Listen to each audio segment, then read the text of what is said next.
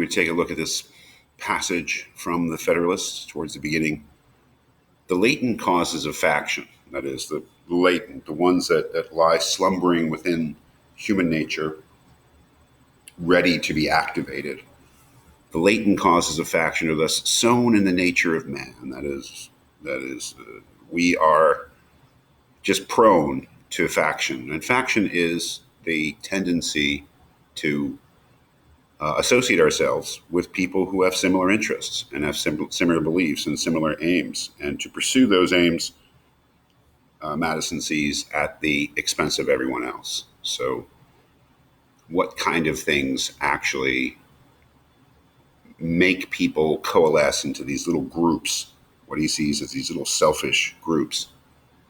And we see them everywhere, brought into different degrees of activity according to the different circumstances of civil society. A zeal for different opinions concerning religion, as religious factions have always been a part of at least modern Western history, not just between people of different fundamental faiths, but within faiths, of course. A zeal for different opinions concerning religion, concerning government, and many other points, as well of speculation as a practice, an attachment to different leaders ambitiously contending for preeminence and power, just getting behind a certain prominent person and saying, I'm on their side. Or to persons of other descriptions whose fortunes have been interesting to the human passions, have in turn divided mankind into parties. So we can think of factions as being a kind of party, inflamed them with mutual animosity, and rendered them much more disposed to vex and oppress each other than to cooperate for their common good. And after all, I think that's what he's saying has to be encouraged to some degree, whatever the United States turns out to be, whatever form of government it adopts. And if it's going to be a viable country, a nation, and remember the 13 original colonies or states, and think of how diverse they were, especially between North and South. They have to be made to cooperate for their common good in some way. So strong is this propensity of mankind to fall into mutual animosities that where no substantial occasion presents itself, the most frivolous and fanciful distinctions have been sufficient to kindle their unfriendly passions and excite their most violent conflicts. He's really painting a picture of human nature as being very contentious, very much prone to fighting, to struggle. But the most common and durable source of factions, and this is, I think, where he really gets serious, has been the various and unequal distribution of property.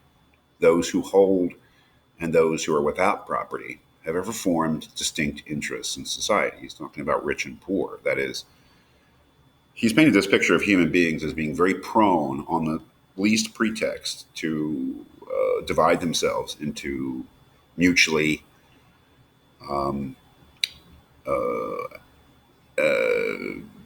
struggling, mutually diffident factions.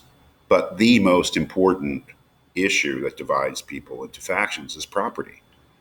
Whether you have property or whether you don't, whether you're rich or whether you're poor.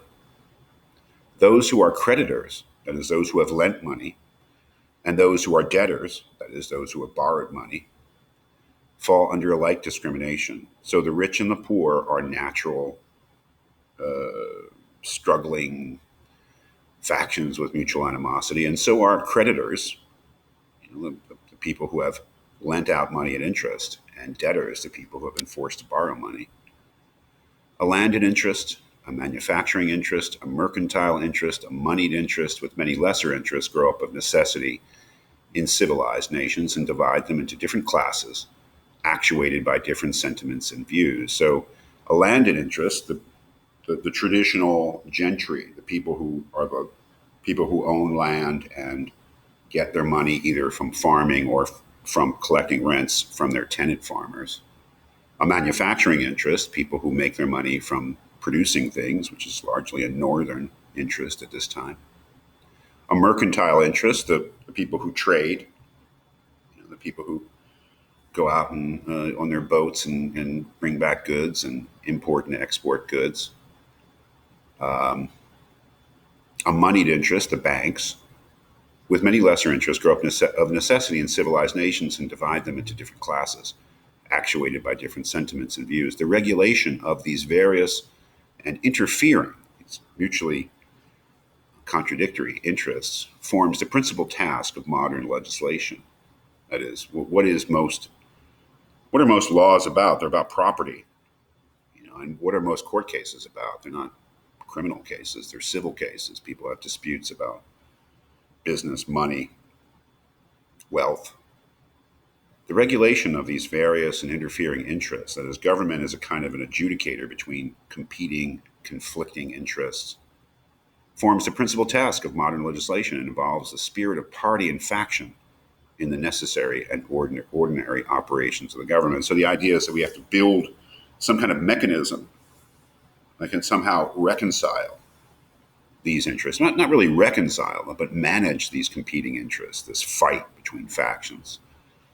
And I think that in his mind, the most important thing is to be able to do this, to manage these opposing factions with different agendas without extinguishing freedom, without extinguishing liberty. And that's the big trick.